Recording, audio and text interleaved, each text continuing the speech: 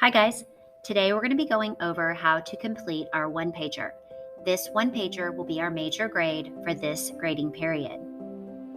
So why do we do one-pagers? Well, it's a great way to process what you've read. We've been working on reading full tilt, and now is your opportunity to show us everything that you've learned and been thinking about throughout this reading. The great thing about a one-pager is that it combines visual with text. So it's making the ideas that are in your mind come alive on paper. It's showing the teacher tracks of your thinking and what you remember about the text that you've read. So here's our directions. Like I said, a one-pager is a way to visually share key ideas and information from what you've learned in your reading. When you create a one-pager, you're trying to use both visual symbols and important words to clearly and concisely share your most important takeaways with someone else, like your teacher. For this one-pager, you have been provided with a template. Now, on this template, you see the outside box. That's the border. Now, the border needs to represent the key themes. You can see this is worth 20 points because there are 4 different sides of this rectangle. In each side of the rectangle, you need to represent a different theme. Now, in your Schoology folder, and the other day when we went over inferring, we had a list of these words like balance and courage and cooperation. You can use those ideas to write your theme, but your theme needs to be written in the form of a sentence. So, for example, you could write something like, "It takes courage to overcome your fears." That would be one example of something that you could write. You need one on each side of the rectangle on the border. So 4 themes total in sentences to get your full 20 points. You then want to have an image in the upper left-hand corner with a quotation woven into it or around it. So think about having your image that's going to represent what you consider to be the most important symbol or idea in the text. You want to find a quote that speaks to you. So think about Blake's character changes and maybe find a quote related to that. Think about his the courage he has to have for the rides. Any quote that you think stands out to you, and then thinking about a symbol or an image that you could have that would represent that quote and a key idea from the text. You might have your quote written in your image or maybe around your image or woven through it. But to get your full 10 points for this box, you need to have a quote from the book, meaning it's directly quoted from the book, and an image or a symbol that represents that. In the upper right-hand corner, you want to have images and words that represent the key characters from the text and how they changed. So I want you to have at least 2 characters. You could do Blake and Quinn. Those are probably the easiest ones to do, I would say. You also might have Maggie, though. Maggie is undergoing a change, maybe even Russ. So pick 2 characters, and then you need to have their change. So maybe Blake at the beginning of the book. At the beginning, he was fearful. He was nervous. He liked everything under control. And then towards the end, and now we learn that Blake is taking more chances. He's gaining more courage, taking things in his own way. You're going to show 2 characters, and you need to show a before and an after, a beginning of the book and then now, how that character is changing. Thinking about how these are dynamic characters and they're undergoing changes. In the lower left-hand corner, so kind of skip the middle for just a minute, in the lower left-hand corner, you want to have the author's style of writing, powerful language that's used. Neal Shusterman is masterful at including figurative language. There are tons of similes, metaphors, foreshadowing, flashbacks, lots and lots of extended metaphors. You can have allusion. There's allusion all over the place where he alludes to Quasimodo, things like that. So find some examples of the figurative language that you're trying to show examples of the writing style, the author's craft that's used in this book. This box is worth 10 points, so you need to have more than one example. This book is just full of it. So you might have maybe one simile and then a symbol or image that represents that. You might have a metaphor and a symbol or image that represents that, maybe an example of allusion, but somehow show me about Neal Shusterman's writing style.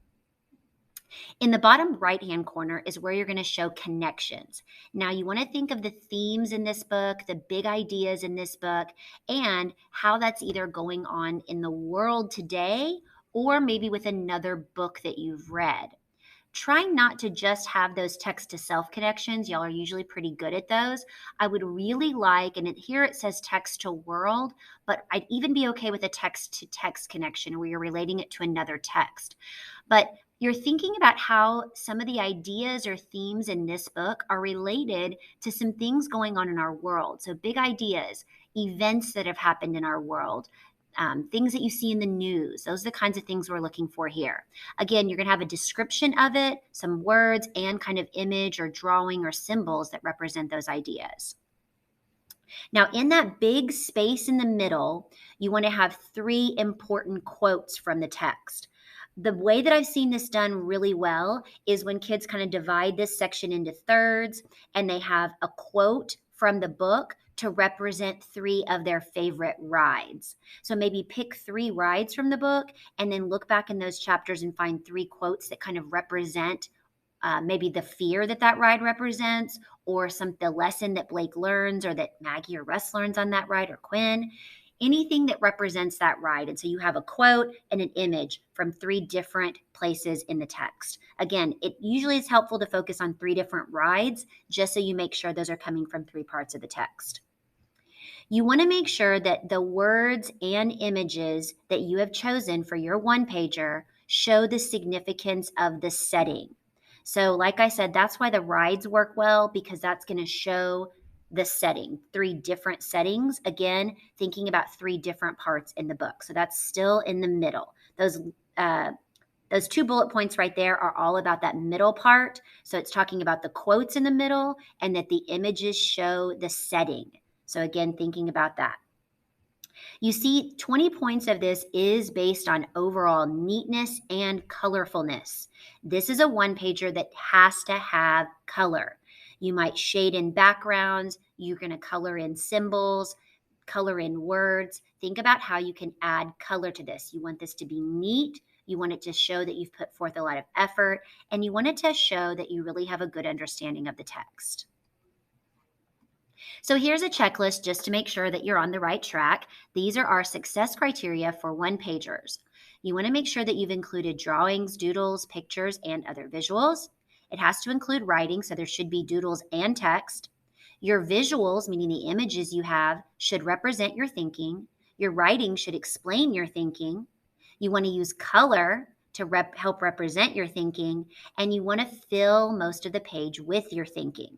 Notice there's a lot about thinking here, because the whole idea of the one-pager is to show what you are thinking as you've been reading and listening to this book. You want to be sure and include evidence from the text that you've read. The evidence comes through the quotations that you will be including. These quotes should come directly from the book.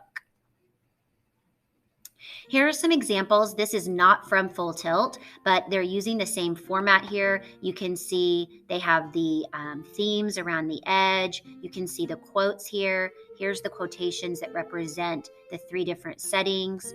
Here, this is about one of the themes in the book. This is figurative language, and this is how a character grew. Here's another example. I show you this one to show you that it's full of text, images, and color. Here's another example again. Again, you don't have to be a great artist. This is not about drawing beautiful pictures. You can use symbols and some simple drawings. It's having the color, the image, and the words. It's all 3 of those elements working together. Here's another example. One more. And this example. Now this one is from Full Tilt. I'm going to show it to you for just a minute. I want you to get an idea. Here you can see they kind of divided this into 3 sections. They're showing 3 different rides that are in the park. This is Blake and Quinn showing the character changes, the symbol with the quote. Here, this is picking out some of the figurative language that he used. And this is making connections in the world, showing how what happened to Blake is happening in other parts of our world. Now, you'll notice this person only included 2 themes. We need 4 themes, 1 on each part of the border to get that full 20 points. Now, once you finish this, you're going to take a picture just like this student did and upload it to Schoology. I'd also like you to go ahead and turn this into the classroom bins because these are great things that we would love to display your beautiful artwork. So again, turn this in on Schoology because that's how we're going to get it graded, but also turn in the hard copy to make sure that we have some examples of some great work that we can keep forever and ever. No, we'll give it back to you, but just so that we have some to display. You have until 11:59 to get it uploaded. So if you don't finish it in class today, you can have a little bit of extra time, but please use your class time today wisely. We want to make sure most of you should be able to get it finished. There should only be a few of you that have to take this home to finish it up. But even if you take it home, please make sure you get it uploaded by 11:59 tonight, or it will be considered late. And it is, when you look at the rubric, you'll notice that there at the bottom, it is minus points based on being late. So will take off points for it being late. Here you see, and this is when you go into Schoology and you pull up the assignment, you can see all of the elements that are going to be scored and the number of points that each area on the rubric is worth. Please let us know if you have any questions. Again, this is a major grade, so please be sure that it fully shows what you've learned as you've been reading this book.